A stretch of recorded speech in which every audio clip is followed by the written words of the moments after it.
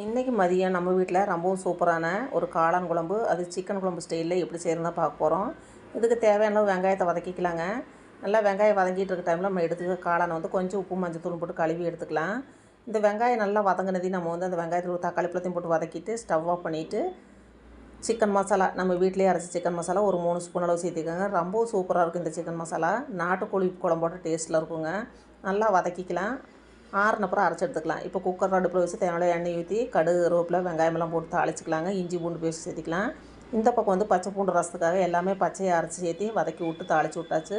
வெங்காயம் வதங்கிடுச்சு. நம்ம அரைச்சி வச்சுக்கிற அந்த காளானையும் சேர்த்து நல்லா வதக்கிட்டு அரைச்சி வச்சுக்கிற மசாலாவும் சேர்த்து தேவையான உப்பு போட்டு குக்கரில் மூடி போட்டு விசில் விட்டுறலாம். ரசம் இறக்க டைமில் பச்சை பூண்டு ஒரு 4 பல்லு தட்டி போட்டோன்னா பச்சை பூண்டு ரசம் ரெடி. குழம்பு விசில் அடங்கிடுச்சு. இறக்கி வச்சுட்டு கொத்தமல்லி தழை தூவி இறக்கி வச்சா குழம்பு அருமையாக ரெடி ஆயிடுச்சு. நம்ம வீட்டில் இன்றைக்கி இதுதாங்க. வீடியோ பிடிச்சிருந்தா லைக்